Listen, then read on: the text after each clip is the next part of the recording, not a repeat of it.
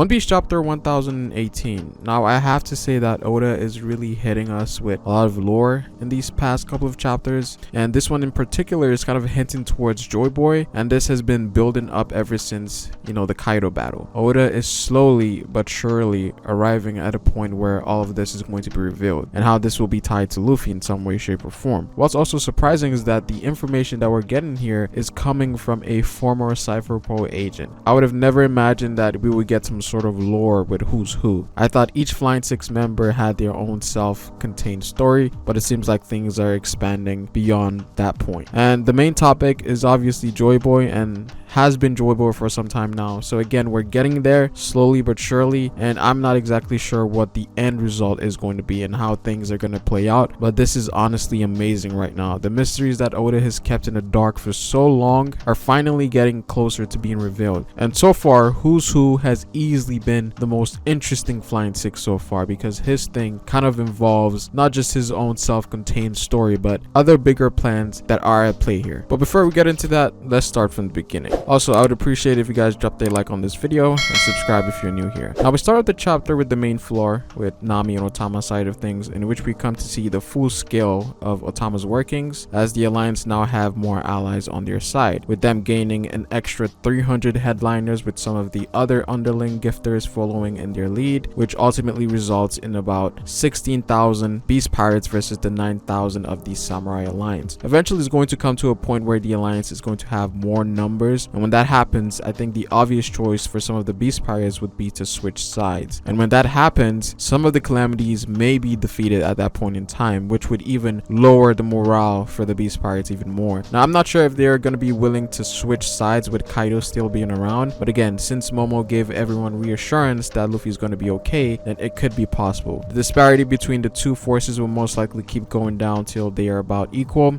though I'm interested in seeing what event will take place for that to happen, because I feel like the Alliance at this point in time has exhausted most of their trump cards. At least that's what it seems like anyways. Now moving on to the CP0. Again, I've said this before, but the way that these guys are just surveying everything so casually kind of means bad news for the victor of this battle. I think whether the Alliance wins or the Beast Pirates win, I feel like these guys have already called the Marines to come towards the end when everyone is exhausted. That's how it feels like right now. I don't think these guys are just gonna sit down for the whole thing. They definitely have some plan in motion right now. What that thing is something that we're not aware of right now, or even the Alliance is aware of. Now interestingly, they also talk about who's who here, in which some of the CP0 members want to confirm his death.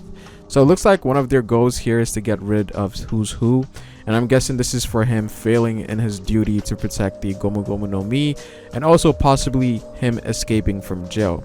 If I remember correctly, when Rob Lucci was defeated, I think we had a few cover stories pertaining to his journey, and in one of those stories he was being chased by the Marines because of his defeat.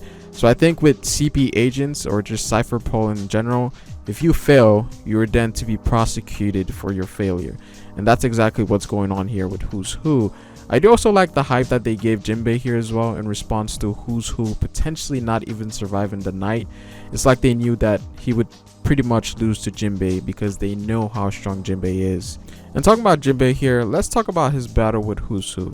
Now this has easily been the best action sequence we've had out of any of the other Flying Six fights, or any of the Flying Six fights in general, right? Seeing two fighting styles clash here was pretty cool. Fishman karate and the Six Powers, seeing them clash there was definitely interesting. And again, I think this goes to show how hand-to-hand fights in One Piece are usually some of the best fights. And even though who's who was showing a lot of his cards with his Flying Fang pistol, which was a devastating attack by the way, because it could literally penetrate through anything, and even Jinbei's armament haki couldn't even block it completely, right? So who's who has shown himself to be a very competent user of the Six Powers, and even using advanced skill sets of the Six Powers and variants of it. But again, you're going up against Jinbei here.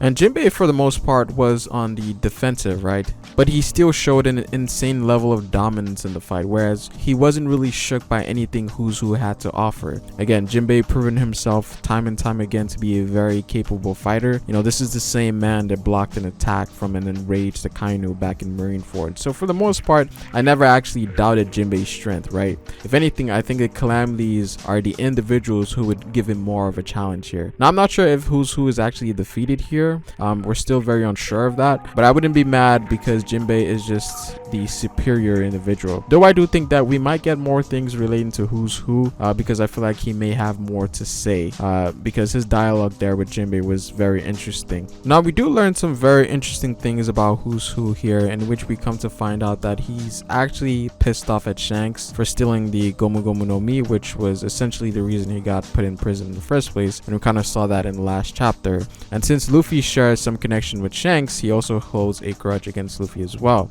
which is kind of weird. It just seems like he needs something to vent out his frustration to. That's the vibe that I'm getting off of what he's saying there. And he also gives more details about his stay in prison, and he talks about how in ancient times slaves believed in a legendary warrior that would eventually come to save them from their predicament, and that these slaves called this individual the sun god Nika.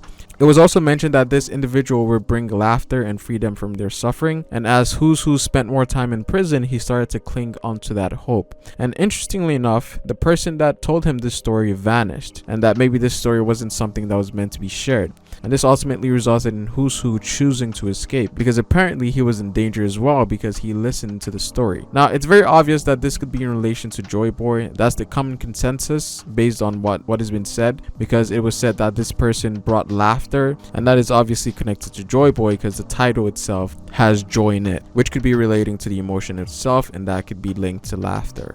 And what's also very interesting is the connection that it had to the Sun Pirates, whereas we had Fisher Tiger, who was someone that freed the slaves in Marjoa, and how Fisher Tiger was a former slave that gained freedom. And Who's Who, I'm guessing, was looking for an answer here because he thought that maybe Jinbei had answers because he was affiliated with the Sun Pirates, and perhaps he thought that there was some sort of connection between the Sun God Nika and the Sun Pirates. So this stuff is definitely very interesting, but there's a lot of missing pieces because right now it's kind of hinting towards the idea that Joy Boy's true name was Nika. And there's obviously some sort of truth to the story because it seems like people who shared the story were killed or disposed of somehow, because in reality this story is true and it relates to forbidding knowledge that no one should know about, which again ties to things like the Void Sentry, Joy Boy's promise, all of those ancient things, right? I feel like there's a lot of hints being dropped here, but connecting those pieces is going to be difficult. Right now we don't have enough information because Oda could easily put in twists and turns that could just change things completely on the opposite side, right? So there is no guarantee that what's been said here is actually facts, but there is some truth to it. But Who's Who versus Jinbei was definitely the highlight of the chapter, and the Sun God information is definitely setting up for some huge reveals that may actually happen in this arc, because facing a Yonko is pretty huge actually in terms of the overall story, and so it's only natural that we might get some huge reveals in this arc because it's very essential. Wano, everything is just so important right now. So this is actually setting up a lot of the things that we're going to see in the end game. But that's pretty much it for this video, guys. Comment down below what you guys think. I'd appreciate it if you guys drop a like on this video. Subscribe for more One Piece content on this channel. Follow me at Ferris Space on Twitter. But it's fair, guys, and I will see you folks later. Peace.